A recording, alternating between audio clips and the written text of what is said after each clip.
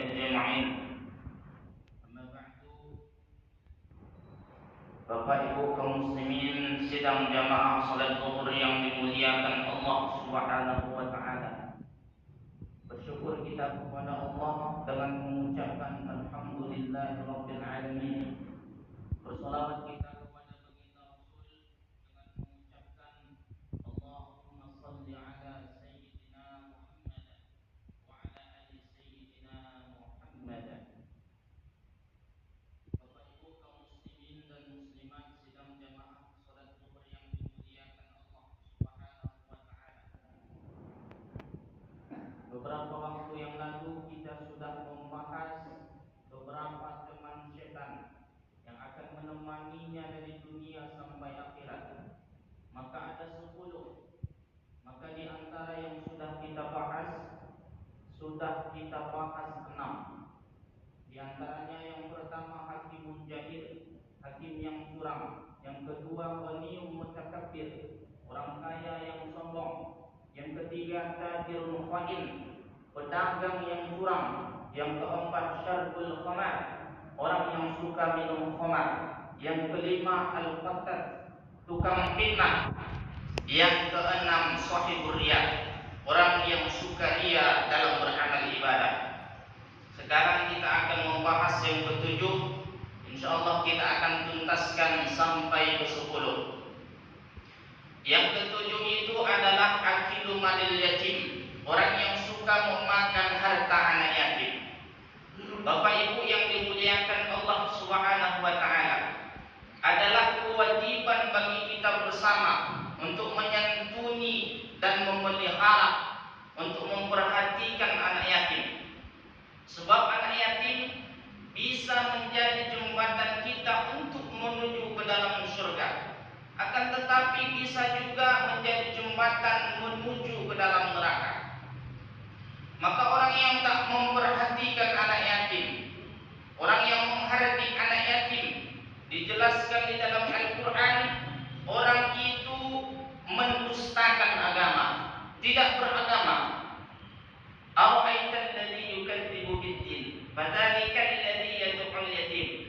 Tahukah kamu siapa yang mendustakan agama itu? Merekalah orang yang menghardik anak yatim. Dan orang yang masuk ke dalam neraka adalah orang yang memakan harta anak yatim itu sendiri. Dijelaskan di dalam surah An-Nisa ayat 10, innal ladzina ya'kuluna amwalal yatama zulma innama ya'kuluna fi butunihim nara wa sayaslawna sa'ira. Sesungguhnya orang yang memakan harta anak yatim dengan zalim, maka sesungguhnya dia sudah memakan api neraka sepenuh perutnya. Yang dimakannya itu neraka. Wa sayaslawna sa'ira, maka dia akan dicampakkan ke dalam neraka. Maka kalau ada anak yatim kita perhatikan. Itu yang ke-7. Yang ke-8 yang akan menjadi teman syaitan adalah al-mutahawwinu bis shalah, orang yang menganggap enteng salat. Maka salat jangan pernah kita tinggalkan. Bapak Ibu yang dimuliakan Allah, orang yang salat saja masih ada yang celaka, divonis Allah celaka. Fawailul lil musallin, celakalah bagi orang yang lalai dalam salatnya. Siapa yang lalai dalam salatnya? Itu orang-orang munafik. Innal munafiqina yukhadi'una Allah wa huwa khadi'uhum wa idza qamu ila shalah qamu kusala yura'unan nas. Kalau dia mendirikan salat, tegak mendirikan salat, qamu kusala, dia malas dalam berdiri. Maka orang yang malas dalam berdiri salat, maka dia lalai di dalam salatnya. Tetapi kalau ditengok manusia yura'unan nas, ria dia dalam manusia, maka dia mempercantik salatnya. Orang yang salat celaka, apalagi yang tak salat. Maka orang yang tak salat pastilah tempatnya di dalam neraka. Maka penduduk neraka Saqar ditanya, ma salakakum fi saqar, apa yang menyebabkan kalian masuk ke dalam neraka Saqar ini? Qalu lam nakum minal musallin, dahulu kami tak pernah salat katanya. Maka jangan kita anggap enteng salat. Zakat, orang yang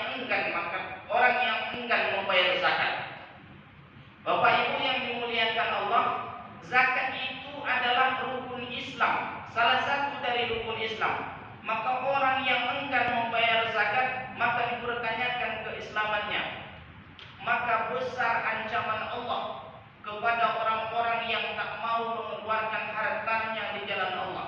Besar. Di dalam surah Ali Imran 180 dijelaskan, sayutawwaquna ma bakhilu bihi yaumal qiyamah. Orang yang enggan mengeluarkan hartanya, orang yang bakhil, pelit dia mengeluarkan hartanya, maka harta itu nanti di hari kiamat akan dikalungkan di lehernya. Jadi harta yang dia miliki, harta yang banyak itu akan menjadi siksa baginya kalau dia bakhil di dalam hartanya. Maka di dalam surah At-Taubah dijelaskan juga, yauma yuhma 'alaiha fi nari jahannam fatwa biha jibahuhum wa junubuhum wa zuhuruhum. Nanti harta yang kita simpan itu, yang bakhil kita mengeluarkannya, dia akan menjadi setrika dari api neraka. Maka akan disetrikakan ke dahi kita, disetrikakan ke punggung dan lambung kita. Maka semuanya menjadi azab harta yang kita miliki kalau kita simpan-simpan. Maka kalau sudah cukup haul dan nisabnya, maka jangan tunda-tunda untuk membayar zakat, keluarkan segera. Itu yang ke-9. Terakhir yang ke-10 yang akan menjadi teman setan dari dunia sampai akhirat adalah mayyutirul amal. Orang yang suka berangan-angan, orang yang panjang angan-angan. Karena kebanyakan dari kita suka berkhayal, mau tidur berkhayal. Seandainya umpama misalnya bangun tidur juga berkhayal. Bahkan di waktu sholat pun kita sering berkhayal. Maka orang yang sering berkhayal di dalam hidupnya, dia akan menjadi teman setan. Bapak Ibu yang dimuliakan Allah Subhanahu wa taala, dari ke-10 yang akan menjadi teman setan, mudah-mudahan kita tidak termasuk di dalamnya. Jauh kita darinya, agar kita tidak tersesat, agar kita tidak terjerumus ke dalam nerakanya Allah Subhanahu wa taala. Semoga bermanfaat untuk kita semua, terutama bagi kami yang menyampaikan. Kami akhiri, wassalamualaikum warahmatullahi wabarakatuh.